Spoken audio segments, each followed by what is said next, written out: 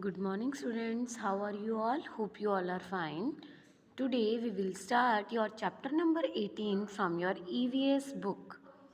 I hope you will understand all the chapters which I will read to you. जो मैं आपको पढ़ाती हूँ वो आपको सभी समझ आते होंगे. अगर आपको कोई डाउट है या कोई चैप्टर ऐसा है जो आपको नहीं समझ में आता है, प्लीज़ कांटेक्ट करें मुझसे. आज हम स्टार्ट कर रहे हैं chapter number 18, too much water, too little water. In Nalmada, Andhra Pradesh, lives Suguna with her family. Nalmada में आंध्र प्रदेश में एक शहर है, वहाँ पर सुगुना अपनी फैमिली के साथ रहती है. One day a guest came to, ये आपकी वीडियो में नहीं आ रहे. Yes, one day a guest came to their house. Appa asked him for cold drink and not water. एक दिन उनके घर में कोई गेस्ट आते हैं. गेस्ट आने के बाद अप्पा जो थे वो उनको कोल्ड ड्रिंक देते हैं, ना कि पानी. Because according to him, just a minute student. हाँ जी. Because according to him the drinking water is dirty and undrinkable. क्योंकि उन्होंने उसे पानी इसलिए नहीं पूछा, उन्हें लगता था कि जो ड्रिंकिंग वाटर है यानी कि पीने वाला पानी है वो हमारे यहाँ पे बहुत गंदा है.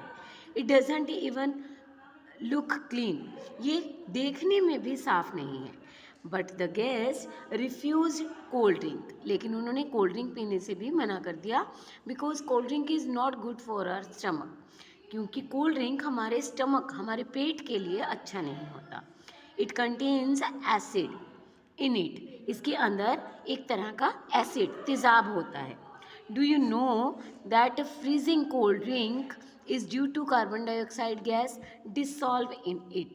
क्या तुम्हें पता है कोल्ड ड्रिंक में जो फिजिंग होती है, जो फिजिंग की आवाज़ होती है, बुलबुले से उठते हैं, वो किस लिए होते हैं? कार्बन डाइऑक्साइड गैस की वजह से. वो इसके अंदर घुली हुई होती है. Which form acid with water of cold drink, जो कि एसिड बनाती है कोल्ड ड्रिंक के पानी में. This acid harms our stomach, so we should not drink cold drinks. इसीलिए हमें कोल्ड ड्रिंक्स नहीं पीनी चाहिए. The water becomes dirty by different. मुझे आपको ये क्लियर नहीं दिखाई दे रहा है, पता नहीं क्यों, किस चीज़ का अंधेरा पड़ रहा है. देखिए अब दिखाई दे रहे. हाँ जी. The water becomes dirty by different ways, पानी कई तरीक़ों से गंदा हो जाता है. When people take bath, wash their cloth near pump और अ वेल, डर्टी water seeps down and get mixed with drinking water and make it dirty. People, लोग जो हैं बात करते हैं, वहाँ पर ही कपड़े धोते हैं एक पंप या वेल के पास, जिससे पानी जो है वो गंदा हो जाता है. और ड्रिंकिंग वाले पानी में ड्रिंकिंग वाटर जो होता है उसमें मिक्स हो जाता है, जिससे पानी गंदा हो जाता है. Sometimes pipeline containing waste water gets mixed up with drinking water pipeline and make it dirty. कभी कभी जो हमारी पाइपलाइन होती है उसके अंदर गंदा पानी मिक्स हो जाता है, जिससे हमारा जो ड्रिंकिंग वाटर है वो गंदा हो जाता है. Dirty water is harmful to us, गंदा पानी हमारे लिए हानिकारक होता है. इट कॉजेज मैनी डिजीजेज, इससे बहुत सारी बीमारियां लगती हैं. Such diseases are called water borne diseases, ऐसी बीमारियों को पानी से होने वाली संक्रामक बीमारियां कहा जाता है. They are caused by the injection of water contaminated by them by human और एनिमल फीसिस और urine containing diseases caused bacteria और वायरस. इनका कारण होता है injection of water. Injection of water contaminated, इसका मतलब है इस पानी में कुछ ऐसे तत्व होते हैं, ह्यूमन और एनिमल्स के अवशेष, जो कि गंदे अवशेष होते हैं, जैसे कि यूरिन होता है bathroom.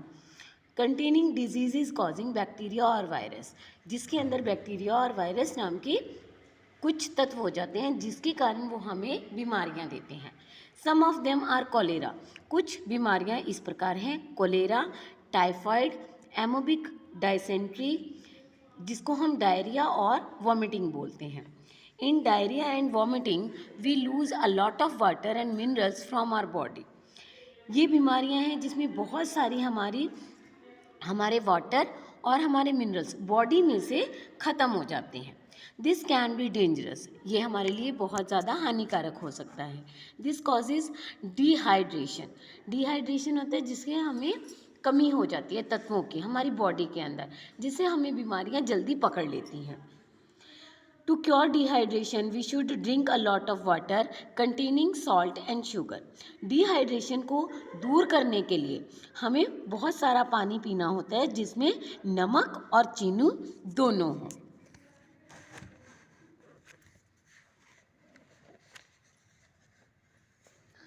Yes, for this mix 1 teaspoon sugar and a pinch of salt in 1 glass of boiled and cooled water.